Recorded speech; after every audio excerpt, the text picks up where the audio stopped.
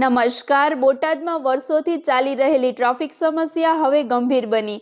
શહેરના હીરા બજારથી tower road સહિતના મુખ્ય માર્ગો પર દિવસભર ટ્રાફિક જામ સર્જાય છે, જેના કારણે નાગરિકોને કલાકો સુધી અટકાવવું પડે છે. વધતા વાહન વ્યવહાર અને સંકુચિત રસ્તાઓને કારણે સ્થિતિ વધુ બગડી છે. લોકો તાત્કાલિક અને કાયમી ઉકેલ માટે તંત્ર સામે માંગ ઉઠાવી રહ્યા છે. હવે જોવું એ રહ્યું કે બોટાદની આ ગંભીર ટ્રાફિક સમસ્યાને લઈને તંત્ર ક્યારે અસરકારક પગલાં ભરે છે.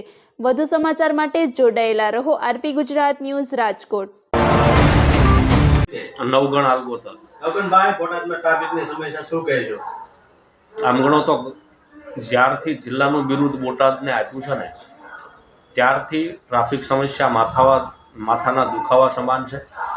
કારણ કે પ્રશાસન ટ્રાફિક સમસ્યા બાબતે તો કામ કરી રહ્યું છે, પણ વાત એ છે કે તાલુકો હતો ત્યારથી એના એ જ રોડ છે અને જિલ્લા મથક બન્યું ત્યારે પણ રોડની સ્થિતિ એની એ જ છે, જેને લઈ તાત્કાલિક ધોરણે રોડ રસ્તા પહોળા કરવામાં આવે અને પ્રશાસન દ્વારા પણ યોગ્ય કામગીરી કરવામાં આવે, જેને લઈ આ જે શહેરમાં ટ્રાફિક સમસ્યા જે માથાના દુખાવા સમાન બની છે, જેના કારણે લોકોને ઘણી બધી મુશ્કેલી પડી રહી છે અને અકસ્માતનો ભોગ પણ લોકો બની રહ્યા છે.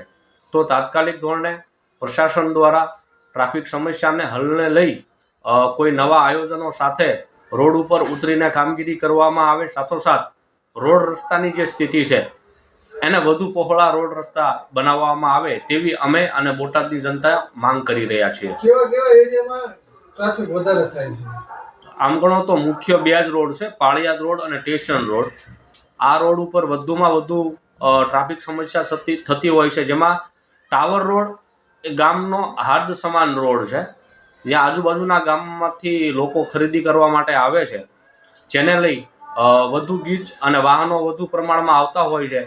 અને ખાસ તો જ્યારે હીરા રત્ન કલાકારો કામ કરીને છૂટતા હોય છે અથવા તો સ્કૂલ છૂટે ત્યારે ટ્રાફિક સમસ્યા વધે છે, જેને લઈ પણ પ્રશાસન દ્વારા આવા સમય જાળવી લઈ યોગ્ય વ્યવસ્થા ઊભી કરે તો ટ્રાફિક સમસ્યાનો બોટાદની જનતાને ઘણો બધો હલ મળી શકે તેમ છે. તમારો પરિચય?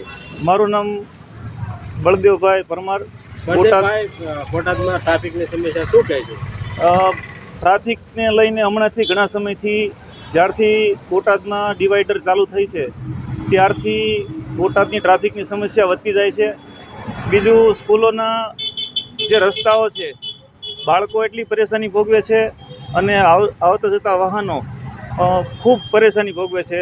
એમ્બ્યુલન્સથી માંડી કોઈ ઇમરજન્સી સેવા હોય, 108 હોય કે કોઈ સ્થાનિક કોઈ હોસ્પિટલની આજુબાજુમાં કોઈ એવા રસ્તા નીકળતા હોય તો ખૂબ ટ્રાફિકની સમસ્યા છે, દિવસે દિવસે વધતી જાય છે. સરકારશ્રીની કામગીરી ખૂબ સારી છે, પરંતુ જો ધીમે ધીમે આનું સોલ્યુશન આવતું જાય તો બોટાદની અંદર વસ્તી વધારો જોતા એવું લાગે છે કે વસ્તી વધારો છે, તો ટ્રાફિક સમસ્યા ઝડપી સોલ્વ થાય જેથી બોટાદની પબ્લિક આનાથી છુટકારો મેળવી શકે. ભવિષ્યમાં આ કામની અપેક્ષા અમે સરકારશ્રી પાસેથી માંગીએ છીએ.